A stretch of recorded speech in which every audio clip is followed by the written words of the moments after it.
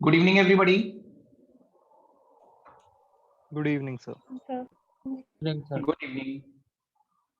अच्छा, मुझे याद दिलाइए कि हम लोगों ने लास्ट टॉपिक क्या करा था?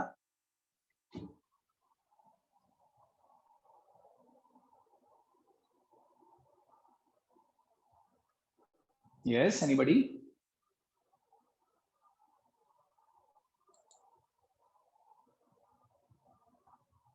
किसी को याद नहीं है लास्ट टॉपिक हमने क्या करा था? Sir Fischer esterification. Fischer esterification हमें करना था या कर लिया? सर कर लिया था, आपने थ्योरी भी लिखवा दी थी। रिएक्शन कर लिया था उसका? नहीं, आपने रिएक्शन नहीं थ्योरी करवाया था। लिखवाई थी। ठीक है, मैं अभी आपको एक्सप्लेन कर देता हूँ। देखिए, मैं आपको एक बार फिर बता दूं, ये Fischer esterification this was the fourth reaction ना, या थर्ड था? फोर्थ। ठीक है, so let me remind you once again कि हम chemical properties of alcohols discuss कर रहे हैं, and if you remember मैंने chemical properties में बताया था कि alcohols has this ability to act both as an electrophile as well as nucleophile during chemical reactions. alcohol में ये ability होती है कि alcohol अपने chemical reactions में electrophiles की तरह भी act कर सकते हैं और nucleophile की तरह भी act कर सकते हैं, बट एक्चुअली वो किस चीज की तरह एक्ट करेंगे, वो न्यूक्लियोफाइल की तरह एक्ट करेंगे या इलेक्ट्रोफाइल की तरह एक्ट करेंगे, it would be decided by the type of bond cleavage कि वो कौन सा वाला बॉन्ड क्लीवेज अंडरगो करते हैं। अगर alcohols oxygen hydrogen bond cleavage undergo करते हैं then they will act as a nucleophile, और जब alcohols alkyl oxygen bond cleavage undergo करेंगे then they will act as electrophiles. ठीक है, तो ये आपको याद होगा, जब OH बॉन्ड क्लीवेज होता है तो ऑक्सीजन पे लोन पेयर आ जाता है, फिर ऑक्सीजन अपने लोन पेयर के थ्रू किसी चीज के ऊपर अटैक करेगा, तो उस वक्त अल्कोहल एक न्यूक्लियोफाइल की तरह बिहेव करेगा, और जब यहाँ पे बॉन्ड क्लीवेज होगी तो R पे पॉजिटिव आ जाएगा और R positive as an electrophile कहीं पे अटैक करेगा। तो अभी हम पहली कैटेगरी डिस्कस कर रहे थे, मैंने आपको हेडिंग डलवाई थी reactions involving the cleavage of this OH bond, और इस कैटेगरी में हम तीन रिएक्शंस ऑलरेडी डिस्कस कर चुके हैं। The very first reaction was the acidic nature, the weakly acidic nature of alcohols. If you remember, इस weakly acidic nature of alcohols में हमने डिस्कस करा था कि अल्कोहल सिर्फ एक कैरेक्टरिस्टिक एग्जिबिट करती हैं एसिड्स की. There are four characteristics of an acid, but out of those four characteristics, only one characteristic is being exhibited by these alcohols. और वो ये होती है कि whenever any reactive element is dropped within alcohol, या जब alcohols को हम किसी reactive element like sodium या potassium से react करवाते हैं, then the alcohol liberate their hydrogen with a pop-up sound. ठीक है, लेकिन alcohols ना litmus action exhibit करते हैं, ना ही वो बेसिस के साथ रिएक्ट करके सॉल्ट ऑफ वाटर बनाती हैं, they are not even corrosive over the skin. ठीक है, तो अल्कोहल से ये तो पता चल रहा था कि वो इतनी सारी प्रॉपर्टी नहीं शो कर रहे, एक प्रॉपर्टी शो कर रहे हैं, इसका मतलब वो वीक एसिड्स। लेकिन हमने ये भी पता लगाया था कि वो कितने वीक एसिड्स हैं और क्यों वो वीक एसिड्स हैं। तो मैंने आपको बताया था अल्कोहल इसलिए वीक एसिड्स होते हैं क्योंकि अल्कोहल में से जब H+ निकल जाता है तो O पे जो नेगेटिव आएगा इसे बोलेंगे कॉन्जुगेट बेस, और ये कॉन्जुगेट बेस हमें स्टेबलाइज करना होता है, डिस्टेबलाइज नहीं करना होता। ठीक है, अगर ये कॉन्जुगेट बेस डिस्टेबलाइज्ड होगा, हाईली अनस्टेबल होगा, फिर तो ये बनना ही नहीं चाहेगा, फिर तो अल्कोहल अपना H+ निकालना ही नहीं चाहेगा, क्योंकि अल्कोहल को पता है कि अगर वो H+ निकालेगा तो वो अनस्टेबल बन जाएगा। तो अनस्टेबल कॉन्जुगेट बेस की तरफ कोई भी नहीं जाना चाहता, स्टेबल कॉन्जुगेट बेस की तरफ हर चीज जाना चाहती है। अगर किसी एसिड को लगता है कि H+ निकालने के बाद वो स्टेबल कॉन्जुगेट बेस बनाएगा तभी तो वो H+ निकालेगा, बट इस केस में ये कॉन्जुगेट बेस अनस्टेबल है because of the electron releasing alkyl group of this, because of the electron releasing nature of this alkyl group plus I effect. ये alkyl group plus I effect exhibit करते हैं, and because of their electron releasing effect they further intensify the negative charge over this oxygen, thereby destabilising the conjugate base. तो यही reason था कि alcohol weak acids होते हैं, क्योंकि उनके पीछे लगा हुआ आर ग्रुप अपने प्लस आई इफेक्ट की वजह से उनके कॉन्जुगेट बेस को अनस्टेबल बना देता है, उसके ऊपर आए हुए नेगेटिव चार्ज को और ज्यादा बढ़ा देता है। Besides this, मैंने आपको ये भी बताया था कि alcohols are even weaker acids than water. अगर हम अल्कोहल को वाटर से कंपेयर करें तो आप देखेंगे वाटर से भी वीकर एसिड्स होते हैं अल्कोहल्स, बिकॉज अगर आप वाटर का भी H+ निकालोगे तो जो हाइड्रोक्साइड आयन बनेगा that is even relatively more stable then the alkoxide ion, क्योंकि जैसे इसमें R ग्रुप लगा हुआ है, हाइड्रोक्साइड में H लगा होता है, H is neither releasing nor withdrawing, so इससे पता चलता है कि alcohol are even weaker acids than water, water alcohol के सामने भी एक बेटर एसिड है। तो ये पहली प्रॉपर्टी थी। दूसरी प्रॉपर्टी मैंने आपको बताई थी reaction with Grignard reagent, that was a very simple property. जब हम अल्कोहल्स को ग्रिग्नार्ड रिएजेंट के साथ रिएक्ट करवाते हैं, this is an alcohol and this is any Grignard reagent, तो मैंने आपको बताया था कि एल्केन्स बन जाते हैं, और कौन सा एल्केन बनेगा that would be decided by the Grignard reagent, that would never be decided by an alcohol. Alcohol आप कोई सा भी लो, ग्रिग्नार्ड रिएजेंट अगर आप चेंज करोगे तो नेचर ऑफ एल्केन चेंज होगा। और तीसरी प्रॉपर्टी मैंने आपको शायद असाइलेशन करवाई होगी, चेक करके बताइए। असाइलेशन में मैंने आपको बताया था, असाइलेशन में मैंने आपको बताया था कि जब हम अल्कोहल्स को एसिड क्लोराइड्स या एसिड एनहाइड्राइड्स के साथ रिएक्ट करवाते हैं in presence of a strong base like pyridine, तो एस्टर्स बनते हैं, असाइल ग्रुप लग जाता है, RC डबल बॉन्ड O वो अल्कोहल के ऊपर सब्स्टिट्यूट हो जाता है, तो एस्टर्स बनते हैं। और इस रिएक्शन में पिरिडीन एक स्ट्रॉन्ग बेस की तरह इसलिए लिया जाता है क्योंकि इन रिएक्शन में एक साइड प्रोडक्ट में एसिड निकलता है, और वो एसिड इमीडिएटली पिरिडीन से न्यूट्रलाइज्ड हो जाता है, पिरिडीन उसे कंज्यूम कर लेता है, जिससे हमारा जो रिएक्शन है वो और ज्यादा फॉरवर्ड डायरेक्शन में शिफ्टेड हो जाता है और एस्टर की कंसंट्रेशन और ज्यादा बढ़ जाती है। बताइए पिछले 3 रिएक्शंस जो मैंने अभी अभी आपको रिवाइज करवाया उसमें पक्का कोई डाउट नहीं है ना आप लोगों को? यस सर, क्लियर है। ठीक है, अब देखिए मैं एक बार एस्टरिफिकेशन, फिशर एस्टरिफिकेशन इसका पूरा नाम होता है।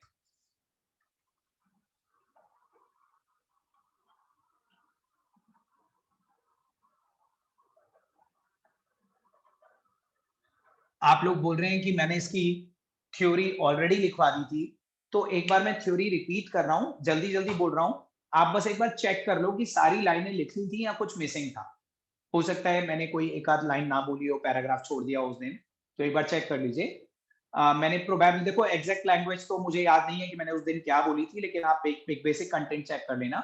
प्रोबेबली मैंने आपको ये लिखवाया होगा कि when alcohols are treated with carboxylic acid in presence of a dehydrating agent like concentrated H2SO4.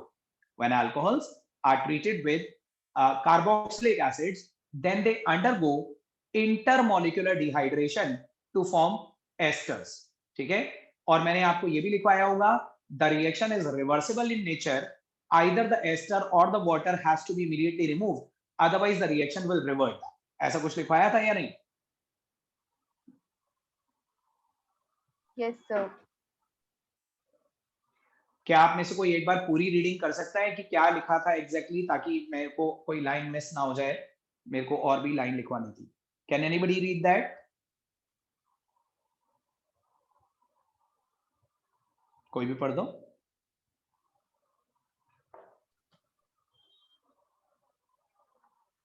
मैं बोलूंगा तभी पढ़ोगे। विशेष आप पढ़ो। Sir, when alcohols are treated with carboxylic acid in presence of concentrated H2SO4, then intermolecular dehydration takes place, resulting in the formation of ester and water. However, the reaction is reversible in nature, due to which either the ester or water has to immediately remove from the reaction mixture. बस यहीं तक लिखा है? Yes, sir. इसके आगे एक line और missing है, वो भी लिख लीजिए। The backward reaction is known as, the backward reaction is known as ester hydrolysis. The backward reaction is known as the ester hydrolysis.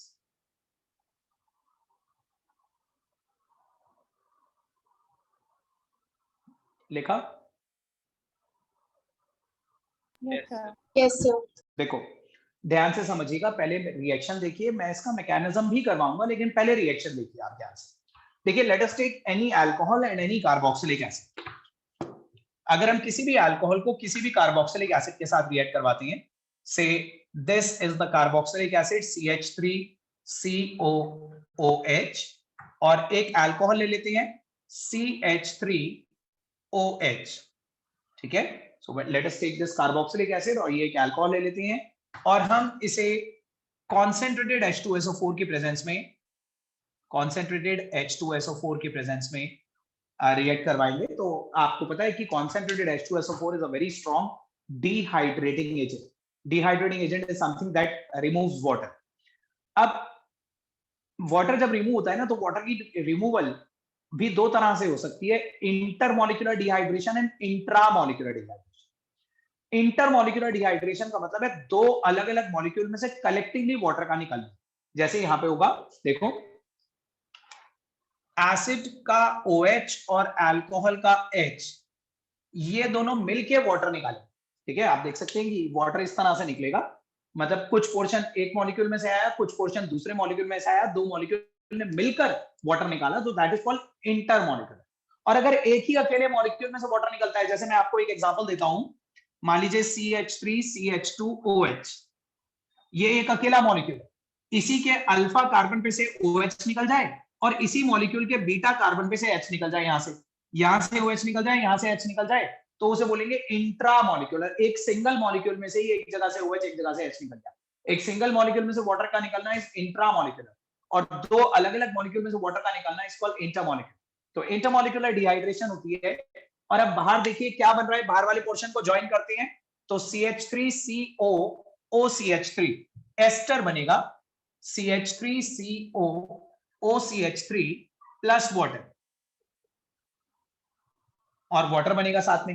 And as you can see, मैंने इसमें एक डबल साइडेड एरो बनाया है, इसका मतलब the reaction is reversible in nature.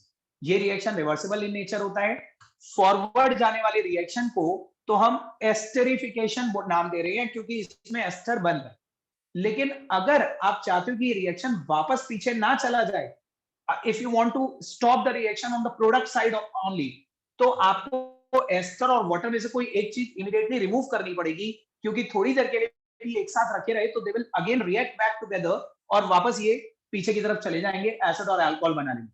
और अगर reaction वापस पीछे चला गया, तो पीछे जाने वाले रिएक्शन को बोलेंगे एस्टर हाइड्रोलिसिस, जो मैंने अभी लास्ट में लाइन लिखवाई है, क्योंकि एस्टर वाटर के साथ रिएक्ट कर रहा है, सो बैकवर्ड रिएक्शन को बोलेंगे एस्टर हाइड्रोलिसिस। लेकिन अगर आप चाहते हो कि एस्टर हाइड्रोलिसिस ना हो, रिएक्शन रिवर्ट ना हो, तो आइदर द एस्टर और the water has to be immediately removed. बताइए, आपको रिएक्शन और इसमें लिखी हुई थ्योरी समझ में आ गई? Yes, sir. Yes, sir. Yes ये रिएक्शन नोट करिए।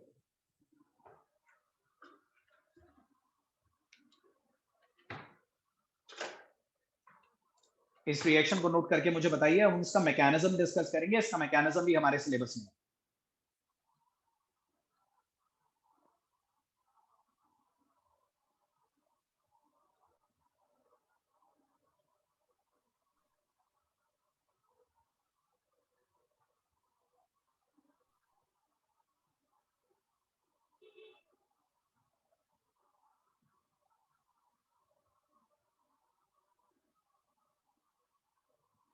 Sir, done. ठीक है, Ayushi, can you tell me the name of this ester? Ayushi, इस एस्टर का नाम बताइए।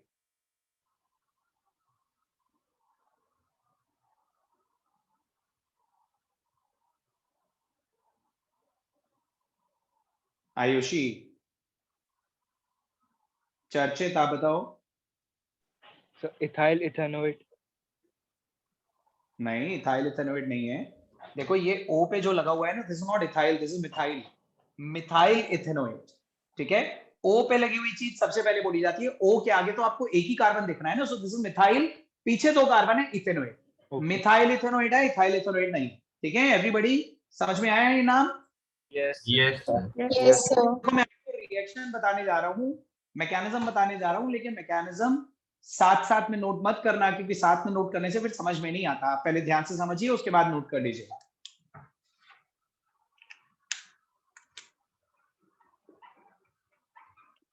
देखिए, in the very first step, ये जो भी एसिड आप लेंगे CH3COOH, इसमें ऑक्सीजन के पास लोन पेयर होती है, और H2SO4 यहाँ पे एसिडिक मीडियम प्रोवाइड कर रहा है, मतलब H2SO4 से H+ रिलीज होगा।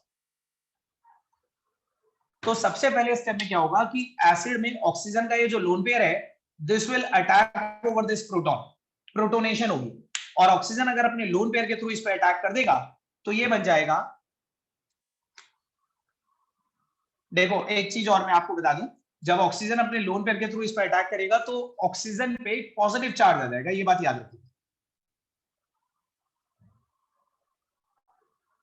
ऑक्सीजन पे एक पेयर बचेगा और उस पर पॉजिटिव चार्ज आ जाएगा। बताइए पॉजिटिव क्यों आ गया, ये सबको समझ में आया?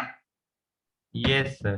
Yes, sir. ठीक है, बिकॉज ऑक्सीजन के पास दो पेयर थे लेकिन उसने दो पेयर में से एक पेयर हाइड्रोजन को दे दिया, एक एक्स्ट्रा बॉन्ड बना लिया। ऑक्सीजन की वैलेंसी 2 होती है लेकिन उसने यहाँ पे 3 बॉन्ड बना रखे हैं, सो दैट्स व्हाई ओवर वैलेंसी होने की वजह से उसके ऊपर पॉजिटिव चार्ज आ गया। अब नेक्स्ट स्टेप में क्या होगा देखिए, सेकंड स्टेप, वही वाला एसिड बना रहा हूं मैं दोबारा से, CH3C double bond OH with positive charge और यहां OH, इसके पास ये अल्कोहल अप्रोच करेगा। This is an alcohol CH3OH।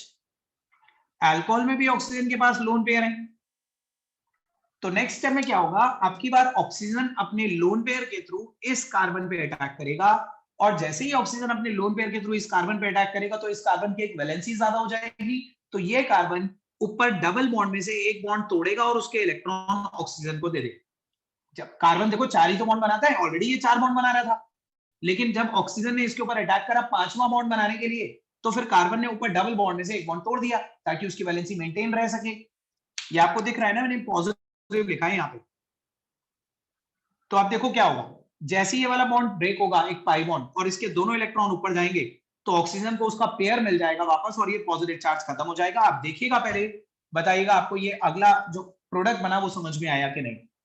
CH3C ऊपर OH, इसको दोनों पेयर मिल गए, ठीक है, और इस पे आगे लगा हुआ है OH, और इसी कार्बन के नीचे, इस कार्बन के नीचे अटैक कर दिया इस CH3OH ने, और आपकी बार इस पे एक pair with a positive charge आ गया।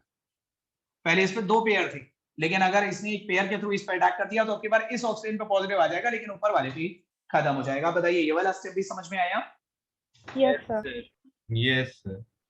नेक्स्ट स्टेप देखते हैं, थर्ड स्टेप। अगेन वो इंटरमीडिएट दोबारा बना रहा हूं मैं यहाँ पे, CH3COH, इसमें भी ऑक्सीजन के पास लोन पेयर है, ऊपर भी OH, ऑक्सीजन के पास लोन पेयर, यहां पे O CH3H और पॉजिटिव चार्ज। देखिए आपकी बात इस ऑक्सीजन पे पॉजिटिव है, इस ऑक्सीजन के पॉजिटिव को स्टेबलाइज करने के लिए यहां पे दो चेंजेस होंगे। एक तो ये वाला जो बॉन्ड है ना, ऑक्सीजन हाइड्रोजन बॉन्ड, ये हेट्रोलिटिकली क्लीव होगा और दोनों इलेक्ट्रॉन ऑक्सीजन अपने पास रख लेगा। अब जैसे ये बॉन्ड टूटेगा और दोनों इलेक्ट्रॉन O अपने पास रख लेगा तो यहां से H पॉजिटिव फ्री हो जाएगा, तो वो H पॉजिटिव, ये जो ऊपर वाला ऑक्सीजन का लोन पेयर है ना, ये इस H पॉजिटिव को निकाल के अपने साथ ले जाएगा। ये वाला ऑक्सीजन अपने लोन पेयर के थ्रू यहां से H पॉजिटिव को निकाल के ले जाएगा, और H पॉजिटिव के निकलते ही ये वाला जो बॉन्ड है, इस बॉन्ड के दोनों इलेक्ट्रॉन O अपने पास रख लेगा। पहले प्रोडक्ट देखना, फिर अपने आप समझ में आएगा मैंने क्या बताया।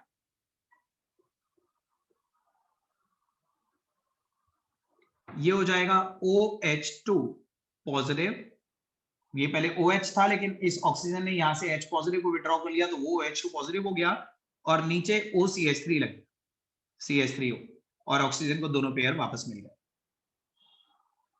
ये वाला स्टेप भी देखिए, बताइए समझ में आया कि नहीं? Yes, sir. Yes, sir. Yes, sir. ठीक है, अब देखो अभी नीचे जगह नहीं है तो पहले आप इतना नोट करो, फिर मैं ऊपर ही एक स्टेप में डाके आपको आगे का बताता हूं। पहले इतना नोट करो, और ये तीनों स्टेप नोट करते ही मुझे बताइए। इस मैकेनिज्म की ना बार बार प्रैक्टिस करनी पड़ेगी क्योंकि आप भूल जाओगे, और ये एग्जाम में बहुत पूछा जाता है, सो रिटर्न प्रैक्टिस रिक्वायर्ड है इसकी।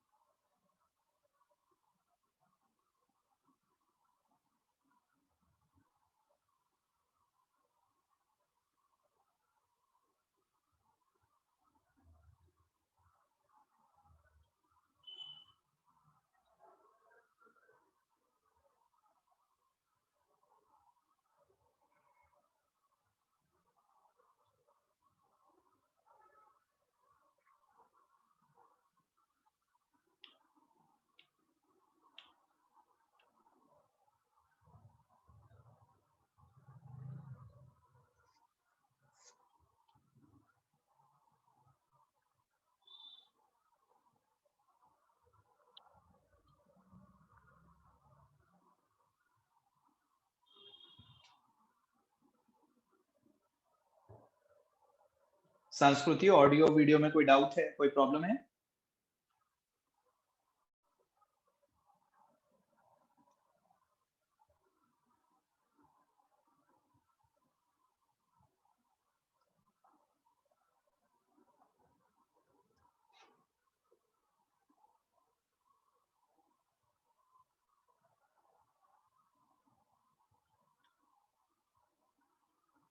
संस्कृति अगर बहुत ज्यादा प्रॉब्लम हो रही है तो try to log in again, एक बार लॉग आउट करके दोबारा से लॉग इन कर देखिए।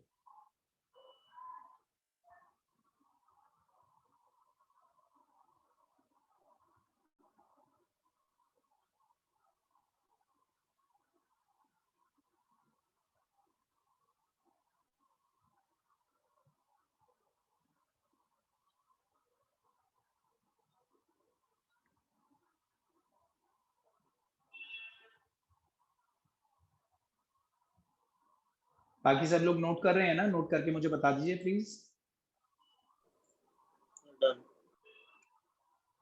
Sir, done. Okay, Sir, done. चलिए मैं ऊपर के 2 स्टेप्स मिटा रहा हूं, ठीक है, और फिर ये इसके आगे कंटिन्यू करते हैं।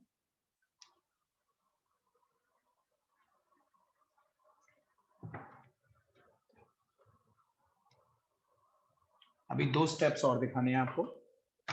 देखिए with in the 4th step, ध्यान से देखो, ये जो मॉलिक्यूल है मैं यही वाला बना रहा हूं यहाँ पे, CH3COH OH2 positive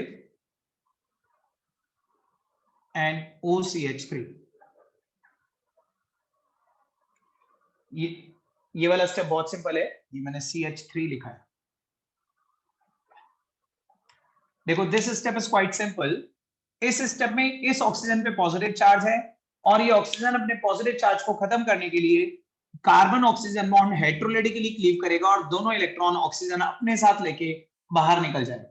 so just tell me कि when this oxygen will take both these electrons, तो ये क्या चीज अलग हो जाएगी? Water Water. वाटर। और इस कार्बन पे कौन सा चार्ज आ जाएगा? Positive positive. So will get a sort of carbocation, आपको एक कार्बोकेटायन मिलेगा, ऊपर OH और ये जो नीचे OCH3 लगा हुआ है मैं सामने लिख देता हूं, और इस पे पॉजिटिव आ गया प्लस वाटर अलग हो गया। ये वाटर जो यहां से निकला ये अलग हो गया, और ये जो नीचे OCH3 था वो मैंने सामने की तरफ दिखा दिया। This is the same thing. अब एक लास्ट स्टेप और देखिए बस।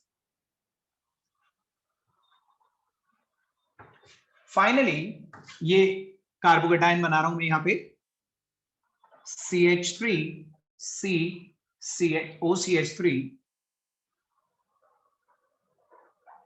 ऊपर OH लगा हुआ है, ऑक्सीजन के पास 2 पेयर भी हैं और यहाँ पे पॉजिटिव चार्ज। अब देखिए यही वाला वाटर मॉलिक्यूल जो अलग हुआ था ना अभी, द सेम वाटर मॉलिक्यूल, ये वाटर मॉलिक्यूल क्या करेगा? This water molecule will abstract a proton from this. ये अपने लोन पेयर के थ्रू यहां से H+ को विड्रॉ करके ले जाए, और जैसे ही H+ विड्रॉ होगा तो ये वाला जो बॉन्ड है इसके इलेक्ट्रॉन यहाँ पे आके डबल बॉन्ड बना लेंगे, ठीक है, और डबल बॉन्ड बनते ही कार्बन का पॉजिटिव भी खत्म हो जाएगा।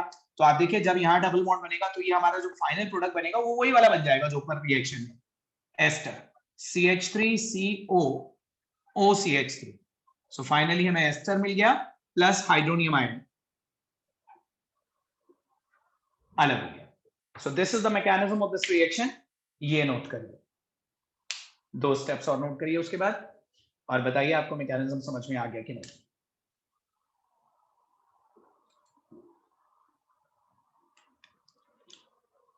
ऐसे एक एक स्टेप जब मैं बताता हूं तो मैकेनिज्म देख के समझ में आ ही जाता है, लेकिन उसे डेफिनेटली आप बाद में भूल जाओगे इफ यू वांट प्रैक्टिस, ठीक है। आपको इसे लिख लिख के रिटर्न प्रैक्टिस करनी पड़ेगी, तभी आपको ये याद होगा।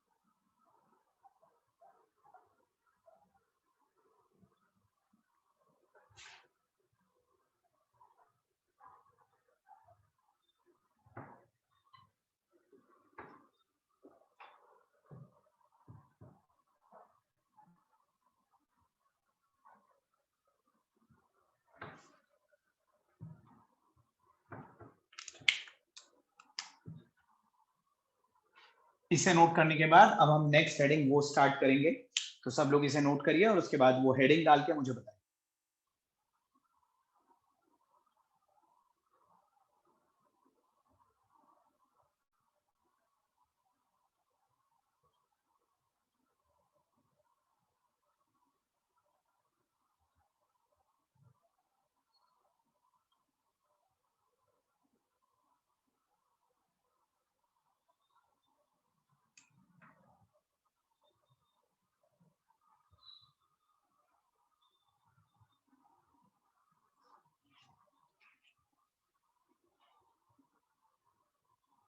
Sir, done. Okay,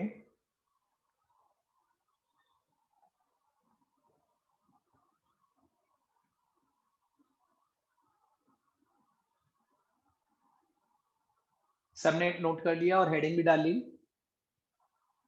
Yes, sir. Yes sir. ठीक है। सो देखिए, एक तो आपको मैकेनिज्म समझ में आ गया होगा, आपको ये समझ में आ गया कि अब तक जो हम रिएक्शंस कर रहे थे वो रिएक्शंस थे जिनमें O और H के बीच का बॉन्ड टूटा था, OH बॉन्ड। ठीक है, आप जितने भी रिएक्शन देखे अभी तक चारों मैंने करवाए OH बॉन्ड क्लीव हुआ है। अब हम सेकंड कैटेगरी देखेंगे जिनमें RO बॉन्ड टूटे। Can anybody tell me? Tarushi, Tarushi, yes sir. Tarushi, can you tell me कि अब जो हम कैटेगरी देखने वाले हैं उसमें अल्कोहल्स इलेक्ट्रोफाइल्स की तरह एक्ट करेंगे या न्यूक्लियोफाइल्स की तरह?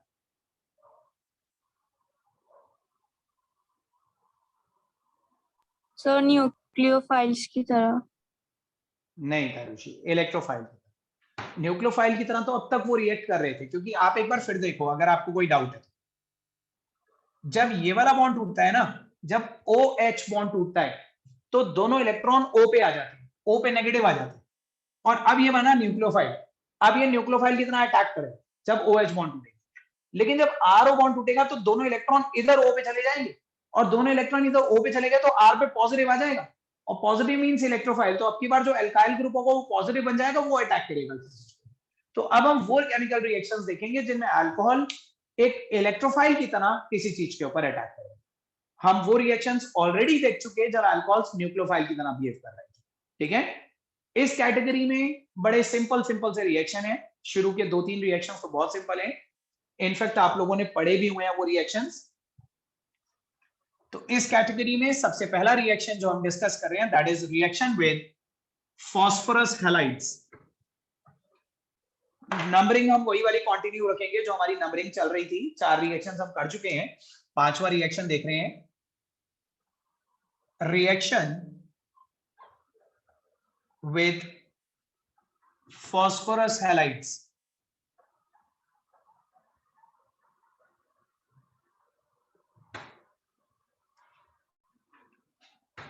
इफ यू रिमेंबर, क्या आप लोगों को याद है मैंने आपको बताया था कि अगर कोई रिएक्शन रिपीट होगा जो हम पहले कर चुके हैं तो हम उसकी थ्योरी नहीं लिखेंगे, याद है ना आपको?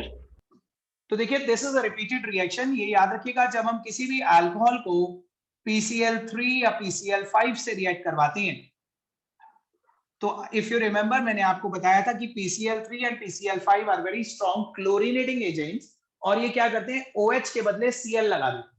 और मैंने आपको इसकी बैलेंसिंग भी समझाई थी कि अगर हम PCl3 के साथ रिएक्शन करते हैं तो 3 moles of alcohols are required. इन तीनों में ये OH हट जाएगा और तीनों OH के बदले 3 Cl लग जाएंगे। अब देखिए यहां से पूरा OH हट रहा है, ये OH हट रहा है, तो that means RO bond cleavage हो रही है। तो आपको मिलेंगे 3 molecules of RCl plus side product is H3PO3। But in case of PCl5 1:1 के रेशियो में रिएक्शन होता है। एक ही मॉलिक्यूल लेंगे, यहाँ पे भी OH के बदले एक Cl लग जाएगा। RCl प्लस साइड प्रोडक्ट में POCl3 प्लस HCl। याद है ये रिएक्शन हमने करा था पहले? Yes, sir. Yes, Yes, sir. sir. So that's why no theory is required। आपको कोई थ्योरी की जरूरत नहीं है। रिएक्शन विद फॉस्फोरस हैलाइड्स के अंदर ये दो एग्जांपल्स नोट करिए। इनमें OH RO बॉन्ड टूट रहा है, OH अलग हो जाता है और OH के बदले हैलोजन लग जाता है।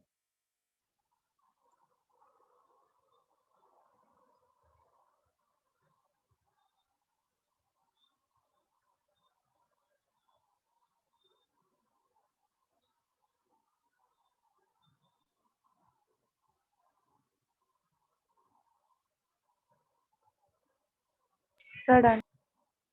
Okay. Let me ask something. Sneha Singh. Sneha, yes sir.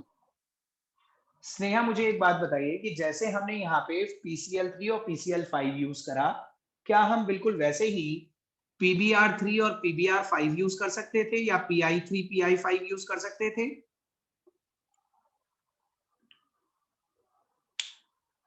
बताइए स्नेहा, आपको याद है कि नहीं?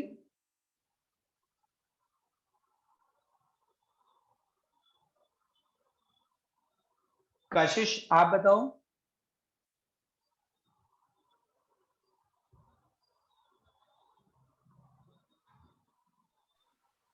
याद नहीं। याद नहीं है आपको? क्षितिज कुमार, आप बताइए।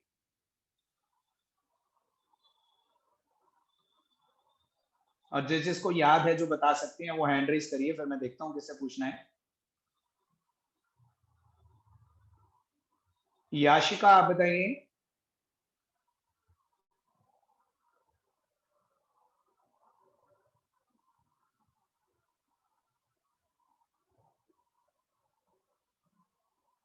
देखिए, दिस रियली इरिटेट्स मी कि मैं आपको नहीं आता वो गलत नहीं है, लेकिन आप रेस्पॉन्स भी नहीं देते वो बहुत गलत है। मैं नाम ले रहा हूं और आप चुप बैठे हैं, आप अपना माइक तक ऑन नहीं कर रहे, आप ये तक नहीं बता रहे, यही बोल दो कम से कम नहीं आता। But if I am calling your name तो एटलीस्ट रेस्पॉन्स तो दीजिए ना। ये क्यों प्रिटेंड कर रहे हो कि आपको मेरी आवाज भी नहीं सुनाई दे रही? तुषार रावत, आप बताइए।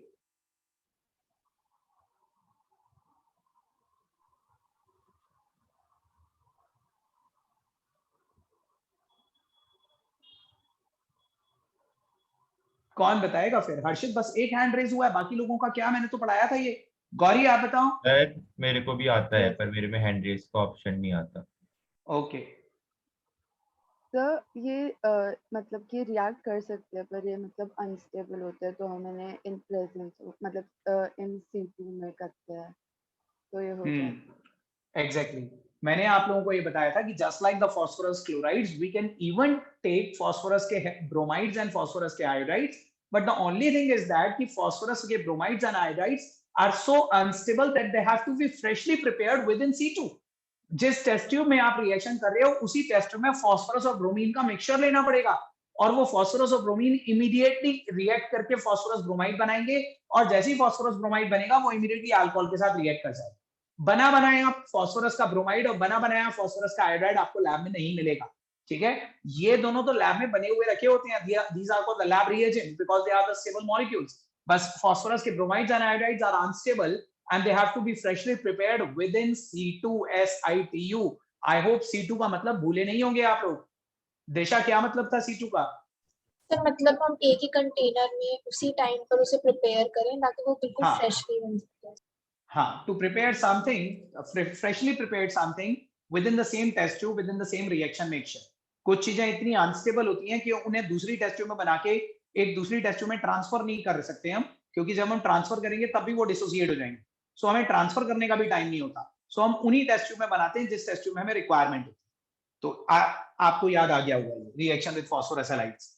ऐसा ही एक और रिएक्शन है, reaction with halogen acids. Reaction with halogen acid, the sixth reaction in this category।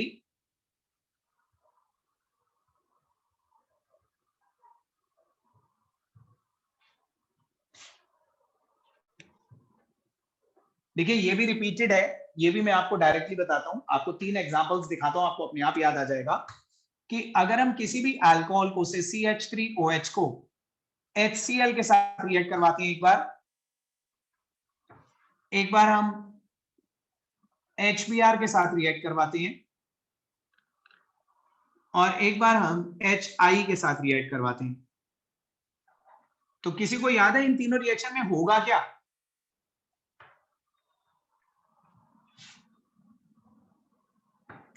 ये भी तो हमने पढ़ा था ना। वाटर अलग निकल जाता है। Yes, ethyl sir. Halides formation. Alkyl halide form होंगे और एलिमिनेट क्या होगा इसमें से? वाटर। लेकिन the main thing is that कि क्या इन रिएक्शंस को करने पे करने के लिए एरो पे कोई कंडीशन यूज करते थे, कुछ यूज करते थे या Yes, ऐसे ही हो जाता sir. था? Yes, Yes, sir. sir. Anhydrous ZnCl2 anhydrous ZnCl2 हाँ, HCl. अलग अलग डिहाइड्रेटिंग कंडीशन हमें तीनों के लिए लेनी पड़ती थी। ZnCl2 एनहाइड्रस ZnCl2 लेना पड़ता था HCl के केस में, एनहाइड्रस ZnCl2। इस केस में हमें लेना पड़ता था कॉन्सेंट्रेटेड H2SO4 या बॉइलिंग। मैंने दोनों ऑप्शंस करवाए होंगे, और इस केस में भी just need to warm the solution, क्योंकि एक्चुअली ना ये इट डिपेंड्स कि ये वाला बॉन्ड कितना स्ट्रॉन्गर है कितना वीकर है। HI बॉन्ड बहुत वीक होता है तो थोड़ी सी वार्मिंग से भी टूट जाता है। HBr बॉन्ड थोड़ा स्ट्रॉन्ग होता है, हमें बॉइलिंग करनी पड़ती है या कॉन्सेंट्रेटेड H2SO4 लेना पड़ता है। और HCl बॉन्ड सबसे स्ट्रॉन्ग होता है तो हमें एनहाइड्रस ZnCl2 लेना पड़ता है इस केस में। और तीनों ही केसेस में आपको एल्काइल हैलाइड्स मिलेंगे, यहाँ पे CH3Cl, यहाँ पे CH3Br और यहाँ पे CH3I along with water। तो ये तीनों एग्जांपल्स भी नोट कर लीजिए।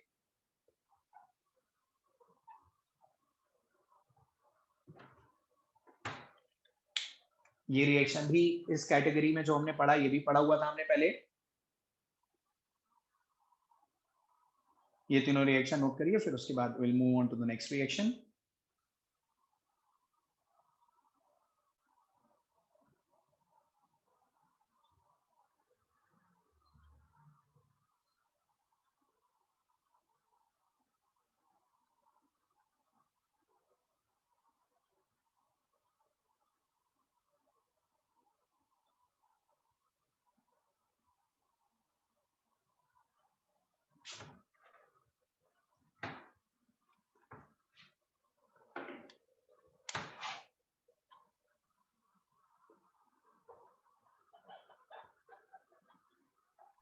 Sir, done. Okay,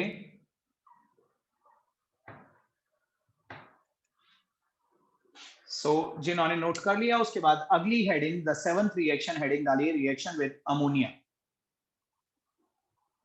reaction with ammonia.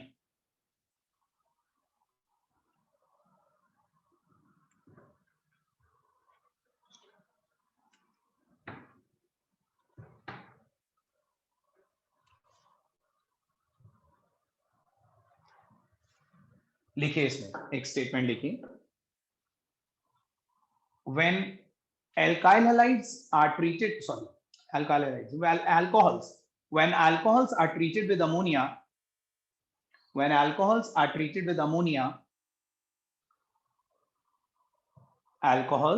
are treated with ammonia in presence of Al2O3 as a catalyst, in presence of Al2O3, aluminum oxide, Al2O3 as a catalyst, then in presence of Al2O3 as a catalyst, then primary amines are obtained. Primary amines are obtained. Primary amines are obtained.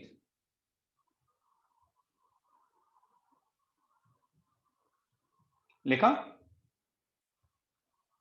Yes, sir. देखिए, simple reaction है। किसी भी alcohol को से एक example ले लेते हैं। पहले मैं एक जनरल एग्जांपल दिखाता हूं। Let this be any alcohol and we treat this with ammonia. Ammonia can be written as HNH2. ऐसे लिख सकते हैं अमोनिया को, NH3। Yes, sir.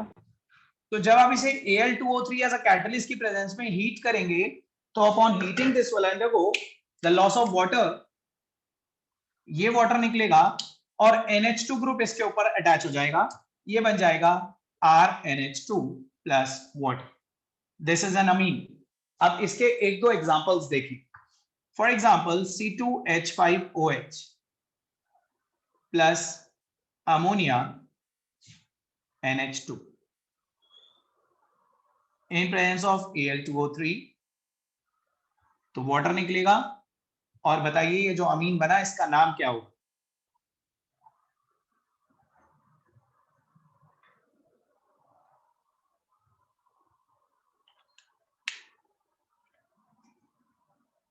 बताओ चर्चित।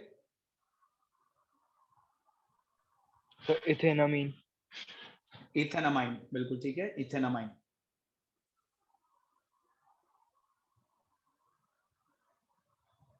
ये एग्जांपल समझ में आया? Yes, sir. आपने एक स्टेटमेंट पे ध्यान दिया, मैंने आपको इस थ्योरी में लिखवाया कि प्राइमरी अमीन्स आर ऑब्टेन्ड, लिखा था ना लास्ट में, primary amines are obtained. Yes sir. Yes, sir. क्या ये प्राइमरी अमीन है?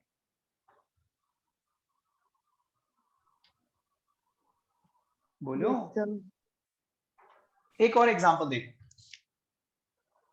CH3CCH3HOH, ये वाला अल्कोहल ले लेते हैं और इसे अगर अमोनिया के साथ रिएक्ट करवाते हैं Al2O3 की प्रेजेंस में, तो अगेन यहाँ पे भी अल्कोहल और का OH और इसका H वाटर निकलेगा और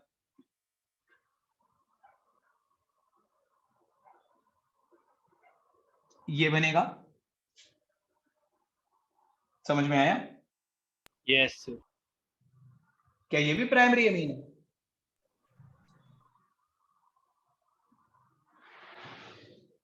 बताओ। No, sir. No sir. No sir. No, sir. एक और एग्जांपल देखो,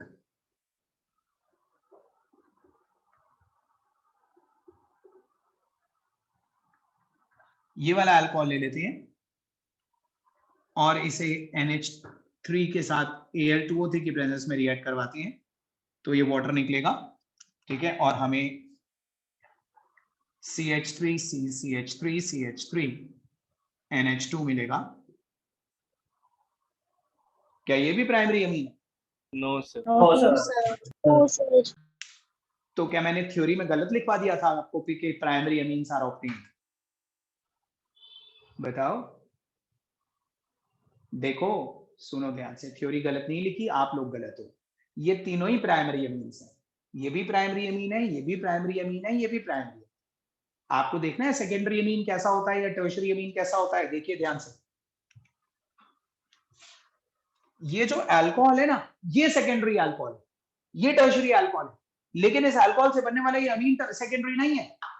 देखो, ये देखिए ध्यान से, CH3CH2NH2, ये तो क्लियरली आपको दिख रहा है कि this is a primary amine. बताओ सब लोग, यहाँ पे नाइट्रोजन कितने कार्बन से अटैच्ड है? 1. One. Sir, one.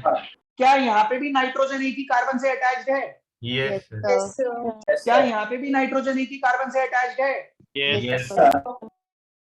अगर मैं नाइट्रोजन पे से एक H हटा के यहाँ पे मिथाइल लगा देता, तो बनता ये secondary amine when the nitrogen is attached to 2 carbon atoms. अगर मैं ये वाला H हटा के एक और मिथाइल लगा दूं, तो ये बनेगा tertiary amine when the nitrogen is attached to 3 carbon atoms. लेकिन ये तीनों प्राइमरी। आप एल्काइल ग्रुप को मत देखो, एल्काइल ग्रुप सेकेंडरी है, ये वाला कार्बन सेकेंडरी है, ये वाला कार्बन टर्शरी है, लेकिन अमाइन तो तीनों ही प्राइमरी।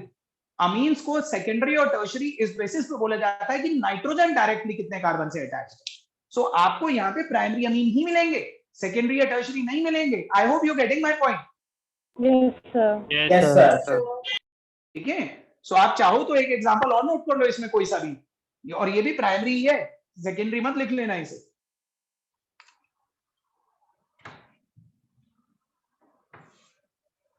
अब जो हम 8th रिएक्शन करने जा रहे हैं ना, वो अल्कोहल्स का सबसे इंपॉर्टेंट रिएक्शन है, द मोस्ट इंपॉर्टेंट रिएक्शन अब तक का अल्कोहल का, और वो कंफर्म आएगा आपको एग्जाम में 100% कंफर्मिटी के साथ, वो पूछा ही जाता है। The 8th reaction is acidic dehydration.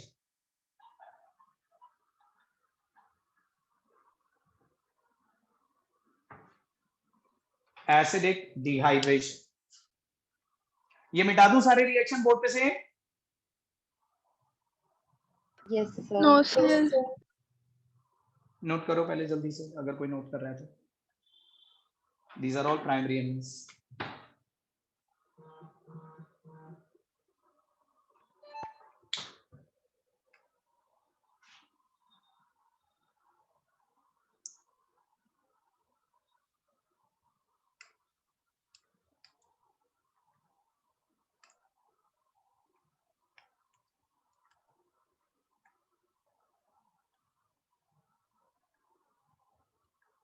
हो गया सबका? Yes sir.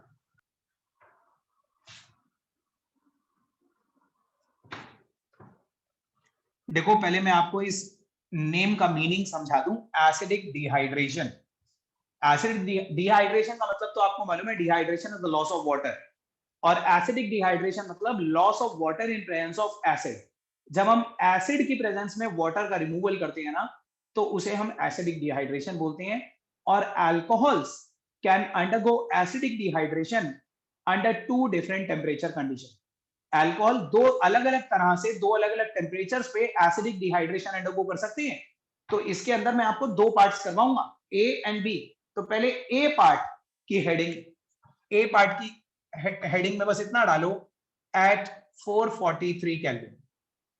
एक बार तो हम एसिडिक डिहाइड्रेशन देखेंगे एट 443 केल्विन, फिर दूसरे अलग टेम्परेचर पे करवाऊंगा। पहले एट 443 केल्विन के अंडर लिखो, इसके आगे लिखो, when alcohols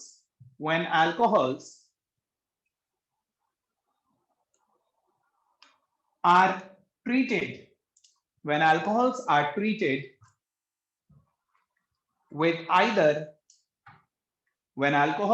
treated with either concentrated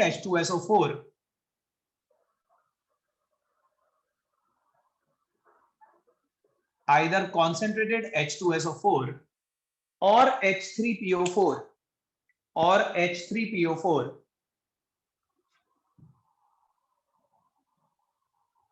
at about 443 Kelvin,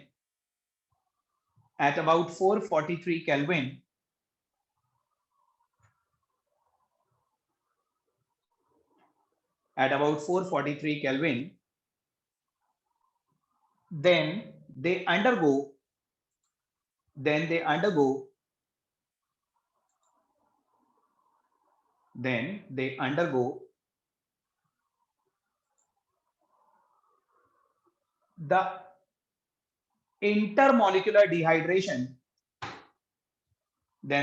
the intermolecular dehydration.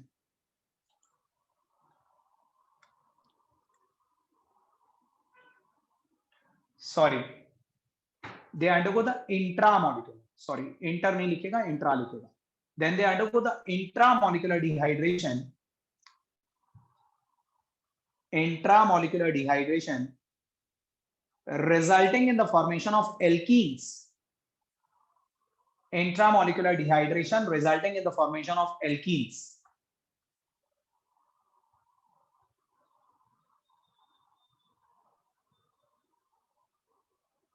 यहां तक लिखा? Yes, sir. फर्दर लिखिए, नेक्स्ट लाइन में लिखिए, this reaction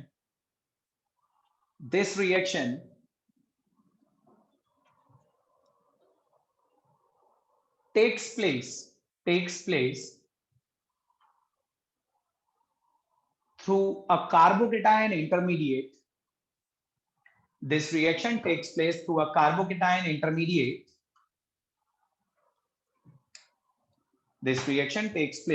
carbocation intermediate. And hence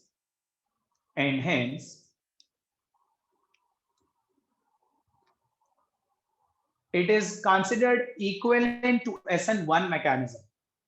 It is considered equivalent to SN1 mechanism.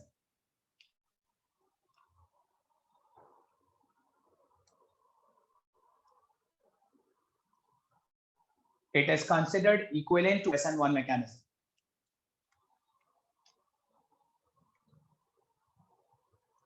लिख लिया? Yes, sir.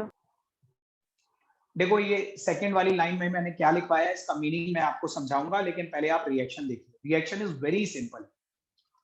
देखो अगर आप किसी भी अल्कोहल को से CH3CH2OH, whenever any alcohol is treated with either concentrated H2SO4 or H3PO4 at about 443 Kelvin, इस टेम्परेचर पे रिएक्ट करवाएंगे, then these alcohols will undergo the alpha beta elimination.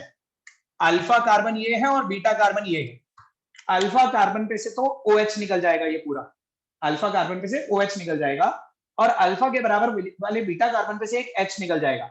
यहाँ से OH और यहाँ से H निकलेगा, तो ये दोनों कार्बन आपस में डबल बॉन्ड बना के अपनी वैलेंसी पूरी करेंगे and this will result in the formation of alkene. और आप देख सकते हैं क्योंकि एक सिंगल मॉलिक्यूल में से वाटर निकला है, दो अलग अलग मॉलिक्यूल में से नहीं निकला, सो that's why this is called intramolecular dehydration. ठीक है, अल्फा बीटा एलिमिनेशन भी बोलते हैं इसे, जब एक चीज अल्फा पे से और एक चीज बीटा पे से निकलती है। और ये 443 केल्विन पे ही होगा। रिएक्शन समझ में आ रहा है? This is a simple reaction. Yes, sir. Yes, sir. Sir एक बार रिपीट करना। देखो एक बार फिर से सुनिए, अगर हम कोई भी अल्कोहल लेते हैं, मान लीजिए हमने ये अल्कोहल लिया CH3CH2OH, और जब हम इसे कॉन्सेंट्रेटेड H2SO4 से रिएक्ट करवाएंगे तो यू नो कि concentrated H2SO4 is a dehydrating agent that abstract water. तो वो क्या करेगा, इस अल्फा कार्बन पे से, आपको मालूम है ना कि ये कार्बन अल्फा कार्बन होता है यस सर। और अल्फा के एडजेसेंट वाला बीटा होता है, तो अल्फा पे से तो ये OH निकल जाएगा पूरा और बीटा पे से एक H निकल जाएगा, तो यहां से OH और यहां से H निकलेगा, तो यहां डबल बॉन्ड आ जाएगा, एल्कीन बन जाएगा। और क्योंकि एक सिंगल मॉलिक्यूल में से वाटर निकल रहा है ना Disha, so that's why this is called intramolecular dehydration. Okay sir. ठीक है, नोट करिए इसे।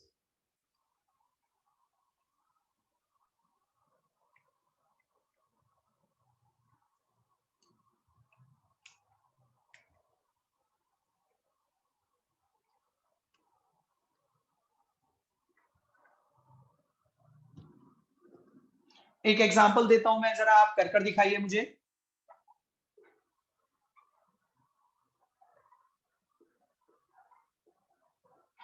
This is an alcohol, concentrated H2SO4, 443 kelvin.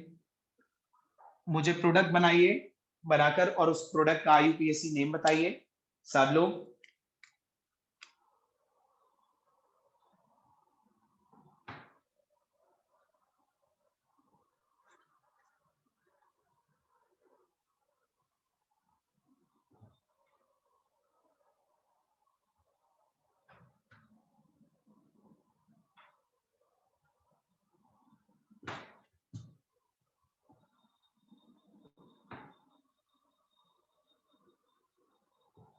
करा?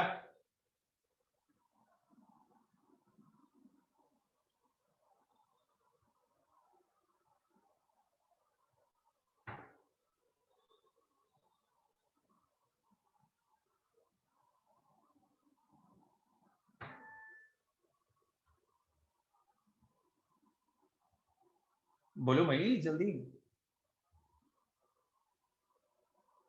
यस आयुष, क्या बना प्रोडक्ट?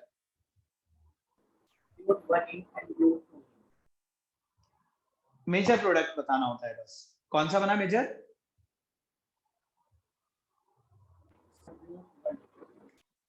ब्यूटूइन। आयुष देखिए, ये अल्फा है और दो बीटा है, इसमें बीटा डैश है बीटा।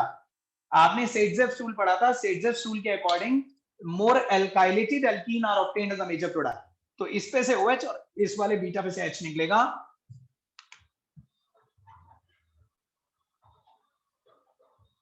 आई होप बाकी सबको याद आ रहा होगा, सेट्जेफ सूल के अकॉर्डिंग ये वाला एल्कीन बनेगा। Yes, sir. Yes, Yes, sir. sir. क्योंकि इसमें जो डबली बॉन्डेड है ना, ये वाले कार्बन को देखो, इन डबली बॉन्डेड कार्बन पे से दो ब्रांचेस निकल रही हैं, एक उधर भी अल्काइल ग्रुप निकल रहा है, एक इधर भी अल्काइल ग्रुप निकल रहा है। So more alkylated alkene are the major product. अब देखिए, हमें इस रिएक्शन का मैकेनिज्म भी करना है। मैकेनिज्म बहुत इंपॉर्टेंट है। इसमें मैकेनिज्म में कार्बोकेटायन बनता है और हर वो मैकेनिज्म ऑर्गेनिक में जिसमें कार्बोकेटायन बनता है उसे हम SN1 के इक्विवेलेंट मानते हैं।